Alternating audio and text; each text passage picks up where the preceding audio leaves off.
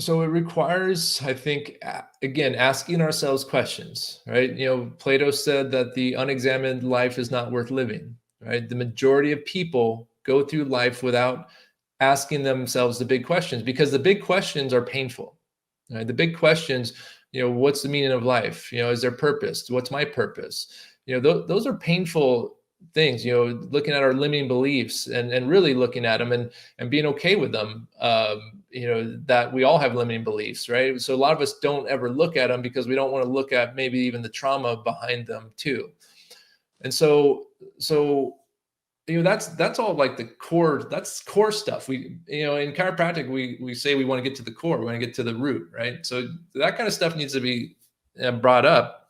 We're not here to talk about crushing limiting beliefs today, but what do I believe? Like, do I believe, I just told everyone that subluxation distorts brain trajectory.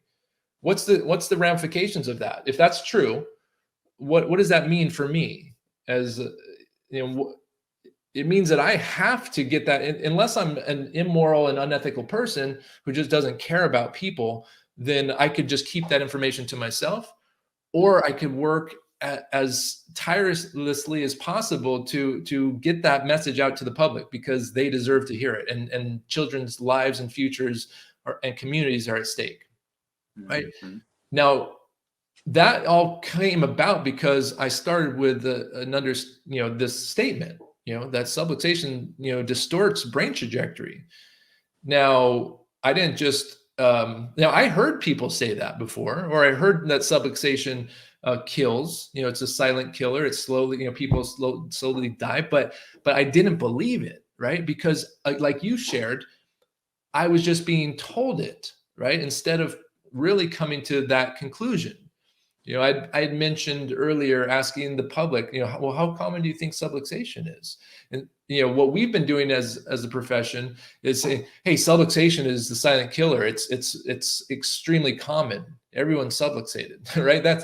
But they don't come to the conclusion themselves. So the same is true for all the pre-chiro students here. To get certainty, ask yourself what you believe. Do I believe what Dr. Steve just shared, right? Okay, why? Why do I believe it? Do I believe it just because he said it, or do I believe it because I have actually looked at what he was talking about? And I said that early life stress changes the brain, right? Okay, is that true or not? Investigate. Go to the sources. Go to Google Scholar. Start looking at. Start to go through the research. What does it say? What do the reviews say? Like, how many studies are supporting this premise, right? And have this conclusion. And even before that, that's science, that's data. But even before that is philosophy. What do I believe? And do I believe that this innate intelligence could never do anything to harm the body? Right? If so, well, what about autoimmune conditions? Right? Because here's the thing: if we don't really evaluate our philosophical premises, why do we believe what we believe? Do we believe this is a purposeful universe? Then we'll never have any certainty.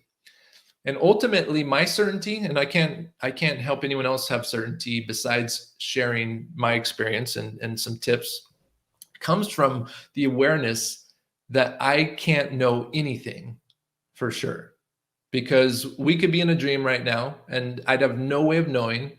And that is my philosophical root, right? I believe in God.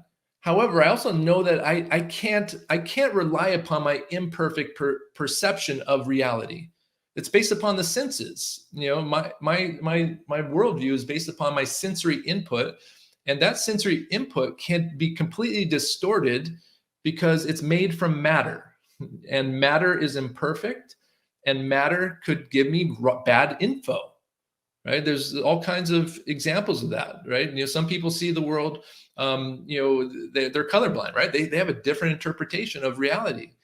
So I know at my core that I can't know anything for sure. However, that actually gives me the certainty then as a leaping point to analyzing deeper levels of philosophy. We have 33 principles in chiropractic. Those absolutely, if studied, will give people the basis and the framework.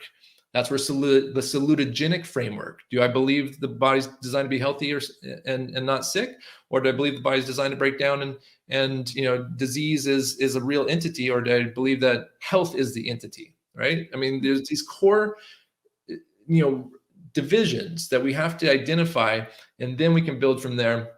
And then that's where data comes in. Now evaluate the data and these premises. And so I think that's what students need to do. Do I believe these things, and why?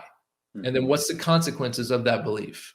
What do I now have to do because I believe this thing? That will drive, if you're an ethical and moral person, that will then drive your actions. I don't have a choice to say no to an interview with you. Like I couldn't say no, because I know that I have a moral responsibility to share, right? I couldn't stop chiropractic practice and go live on an island. I often say that we don't have the luxury. Once we know what we know, we don't have the luxury to live the lives that we used to live, right? And sometimes that can be really hard for a lot of people.